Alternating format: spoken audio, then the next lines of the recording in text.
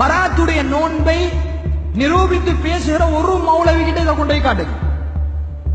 எல்லா ஹதீஸையும் அறிவிப்பாளர் வரிசையோடு தொகுத்து எப்படி எப்படி எல்லாம் இமாம்கள் இவர்களை பலகீனப்படுத்துகிறார்கள் என்பதை தொகுத்து கொண்டு வந்திருக்கிறேன். யாராவது ஒரு மௌலவியிட்ட கொண்டு கேளுங்க, மௌலவி நீங்க காட்டுகிற ஹதீஸ் எல்லாம் பலகீனம் என்று இதுல சொல்லப்பட்டிருக்குதே, இது பலகீனமான ஹதீஸான்னு கேளுங்க. என்ன சொல்லுவாரு? அது பலகீனம் தான், பலகீனமான ஹதீஸ் தான், இருந்தாலும் அமல் செய்தா என்னன்னு கேட்பாங்க. இப்படி நிறைய பேர் கேட்டுட்டு சுத்துறாங்க. அது ஹதீஸ் பலகீனம் தான், ரசூலுல்லாஹ் சொல்லலதான், செய்த பாவமா, நோன்பு குடிச்சா பாவமா, ரொட்டி சுட்டு கொடுத்தா பாவமா, வாழைப்பழம் கொடுத்தா பாவமான்னு கேட்பாங்க. அன்பார்ந்த சகோதரர்களே, மிக பெரும் பாவம், சும்மா பாவம் அல்ல, மிக பெரும் பாவம். காரணம், ரசூலுல்லாஹ் அப்படியான ஒரு இரவை உங்களுக்கு சொல்லி தரல. பராத்துடைய இரவு ஒன்று இருக்குமாக இருந்தால் ஏன் ரசூலுல்லாஹ் சொல்லாம போனாங்க? எவ்வளவு ஆதாரமாக அந்த ஹதீஸ் பதியப்பட்டிருக்கும், நம்ம எவ்வளவு அழகாக அந்த ஹதீஸை நடைமுறைப்படுத்தியிருக்கலாம். ஏன் அதுக்கு பலகீனமான ஹதீஸை காட்டுறீங்க? ஏன் இருக்கிற ஹதீஸ் எல்லாம் பலகீனம் விட்டு கட்டப்பட்டது? ஒரு ஆதாரபூர்வமான ஹதீஸும் இல்லையே. அப்ப அன்பார்ந்த சகோதரர்களே, ஒரு ஹதீஸ் ரசூலுல்லாஹ் சொல்லல என்று பலகீனமாக போய்விட்டது என்றால், அறிவிப்பாளர் வரிசையில் முறிவு ஏற்பட்டு விட்டது, கோளாறு வந்து விட்டது என்றால், அந்த ஹதீஸை ஒருவர் அமல் செய்ய இயலாது, அதற்கு நன்மையும் இல்லை. ஏனென்றால் அது ரசூலுல்லாஹ் சொல்லவில்லை என்று நிரூபணமான ஹதீஸ். அதனாலதான் அதை பலகீனமான ஹதீஸ் என்று நாமே சொல்கிறோம், அது விட்டு கட்டப்பட்ட செய்தி என்று சொல்கிறோம்.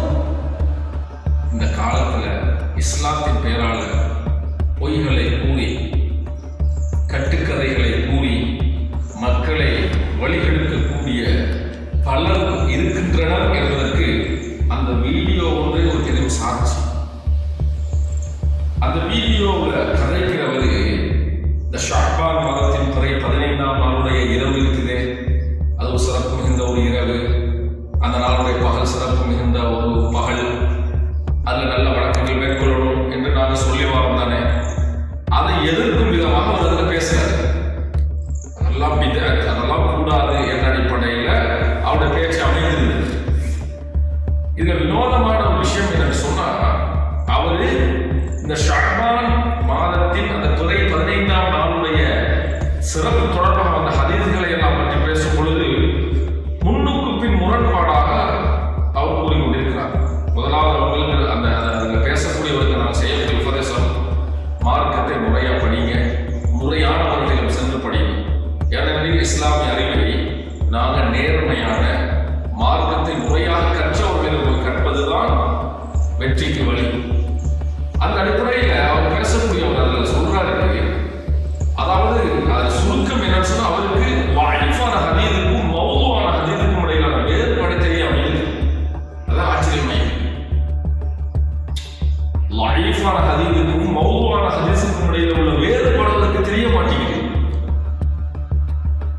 ரெண்டு ஹதீஸுக்கும் உள்ள வேறுபாடு மலைக்கும் மடுவுக்கும் இடையில் இருக்கக்கூடிய வேறுபாட்டை போன்றது. வாய்ஃபான ஹதீஸ் என்பது வேறு, மௌதுவான ஹதீஸ் என்பது வேறு. ஆனா ரெண்டையும் போட்டு குழப்பிக் கொள்றாரு. அவர் பேசுவதை நீங்க கேட்டு பார்த்தா விளக்கும். இந்த ஷஅபானுடைய பிறை 15ஆம் நாளுடைய விடயத்தில் இருக்கக்கூடிய ஹதீஸ்கள் பலகீனமானவை என்று சொல்கிறார்கள். நாயகம் ஸல்லல்லாஹு அலைஹி வஸல்லம் மீது இட்டுக்கட்டப்பட்டது என்று சொல்கிறார். குழப்பிட்டார்கள்.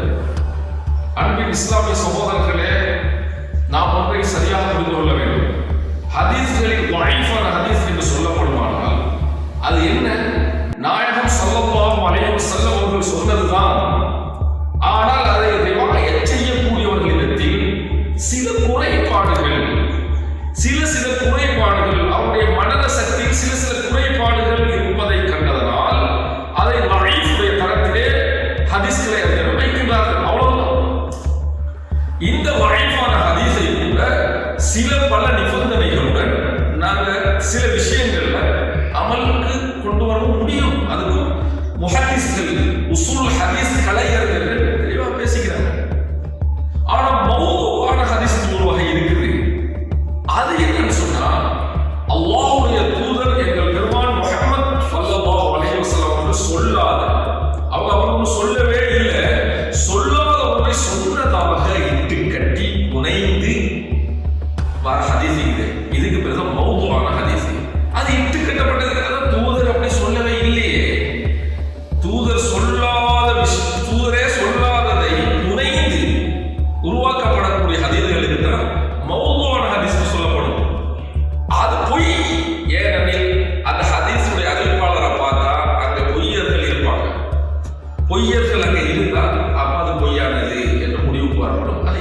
ஒண்ணுமே செய்ய முடியாது. அது மார்க்கத்துக்கு எந்த விஷயத்துக்கு அது பயன்படுத்த முடியாது. ஏன்னா அது பொய், அது உடைந்து சொல்லப்பட்ட ஒரு விஷயம். அப்ப இதுக்கும் லைஃபான ஹதீஸினுடைய வேறுபாடு, பெரும் வேறுபாடு. லைஃபான ஹதீஸ்கள் என்பன அது தூதரால் சொல்லப்பட்டதுதான். ஆனால் அறிவிப்பாளர் வரிசையில் காணப்படக்கூடிய சில குறைபாடுகள், அதனால ஹசனுடைய தரத்துக்கோ ஸஹீஹுடைய தரத்துக்கோ கொண்டு செல்ல முடியாமல் இருக்குது. அதனால லைஃபுடைய தரத்தில் இருக்குது. இருந்தாலும் கூட அது பல்வேறுபட்ட நிபந்தனைகளுடன் அதை அமல் செய்யலாம். அது மாத்திரமல்ல, ஒரு லைஃபான ஹதீஸ் பல்வேறுபட்ட அதே கருத்தில் வரக்கூடிய பல்வேறுபட்ட லைஃபான ஹதீஸ்களின் மூலம் பலம் பெறும். அதனுடைய அதில் இருக்கக்கூடிய பலகீனம் தன்னை அடைபட்டு போகும் என்றெல்லாம் ஹதீஸ்களை அறிஞர்கள் தெளிவுபடுத்தியிருக்கிறார்கள்.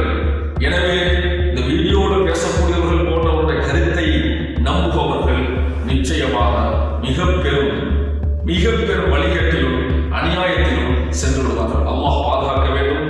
எனவே மார்க்கத்தை மக்களுக்கு எடுத்துரைப்பவர்கள் மார்க்கத்தை முறையான முறையிலே, தெளிவான முறையிலே கற்ற அறிஞர்களிடம் அவங்ககிட்ட போய் தரவினை எடுத்தால் இந்த மாதிரி குழப்பங்கள்லாம் வராது. எனவே மக்களே, இந்த மாதிரியான நபர்களை விட்டு எச்சரிக்கையாக இருந்து கொள்வது. மேலும் பேசக்கூடிய அந்த வீடியோவில் பேசி இருக்கக்கூடிய அவர் அந்த ஹதீஸுக்கு இடையிலான வேறுபாடுகள் என்ன என்பதை அறிய விரும்பினால் தாராளமாக எம்மை அணுகலாம், தெரிந்து கொள்ள அவர் வரலாம். நாம் அவருக்கு இதை முறையான முறையிலே உசூலுல் ஹதீஸ் கலை அறிஞர்கள் எப்படி இதற்கான வேறுபாட்டை கற்றுத் தந்திருக்கிறார்கள், லைஃபான ஹதீஸ்கள் என்றால் என்ன என்பது பற்றியெல்லாம் நாங்கள்